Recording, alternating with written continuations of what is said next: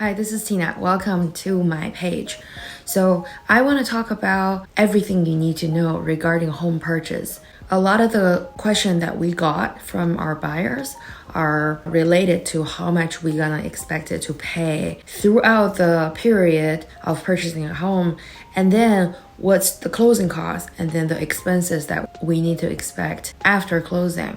So let's just talk about from the period that you start looking at house till closing. What you need to be prepared is your earnest money deposit, which typically due within the first 3 days. This is an amount that's typically between 1% to 2% of the purchase price. This is something that you show your good faith to the seller.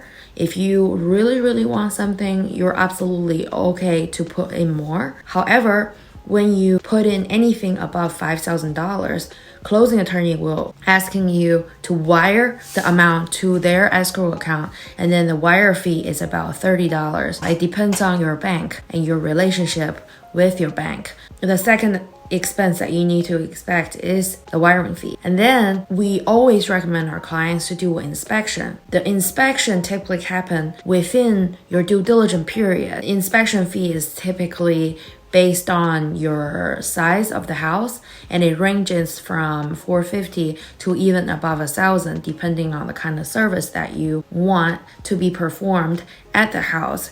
Standard inspection does not include termite inspection. It does also not include mold test, radon test, and sewer scope test. For houses that's typically older, built before the 90s, I typically recommend our clients to do a sewer scope inspection as well, just to making sure the sewer pipe from the city to your house is in good shape. There's no roots going into your pipe. There's no brick, no leakage. And then after the inspection, sometimes your lender will require credit report fee. This ranges from, I would say, $30 to $90, depending on how many people need to pull credit. It also depends on the lender. Sometimes the lender doesn't require the pull credit fee. Sometimes it does. So it really varies. And then the lender will also require you to pay appraisal deposit, which is also paid out of pocket prior to closing. This ranges from $600 to $900. And after the appraisal, I think all the expenses that need to be paid prior to closing is already paid. So on the closing date, you're gonna be paying for the down payment, which is the percentage that you agree to pay down towards the house, and the closing amount, the closing fee. The closing fee, it kind of also varies, depends on how much points you want to purchase when you're using a loan. So closing costs typically include 3 big parts. The first part is the lender fee. Anything related to the lending company, the lender's origination fee, the buying point fees, and other administration fees. Sometimes they have an underwriter fee. Those varies. I see it between like $3,000 to above, because the origination fee is typically linked to your loan amount, and it's a percentage of your loan amount. More expensive your house is, the more loan you're pulling from the lender, the more fees it's gonna occur.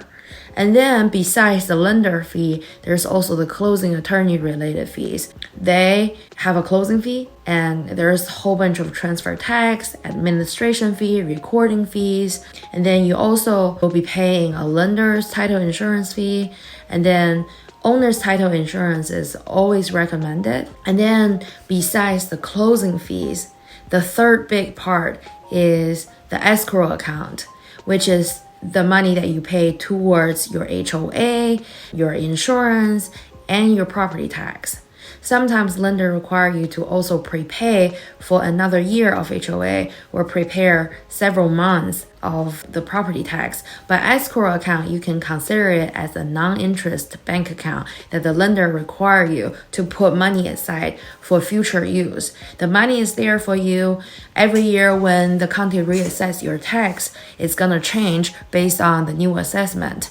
But it's always gonna be sitting there. Sometimes you can talk to your lender and say, hey, I don't want to have an escrow account. Sometimes they allow it, because if you're buying in certain area and the tax is more expensive, you can more likely to put the money aside to a high interest account rather than this escrow account. But you gotta make sure that you're paying your tax and your insurance on time. So those are the fees during closing.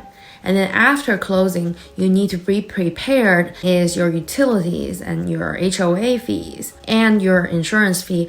But sometimes the insurance is paid through the mortgage. When you pay your mortgage, you're paying towards your insurance, your property tax. I hope this helps. Also, the utility fees, it really varies. It depends on the size of your house and also burning gas or if it's using electric.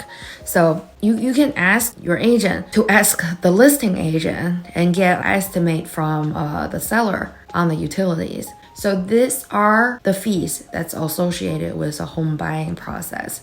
Hope this helps. I'll see you next time.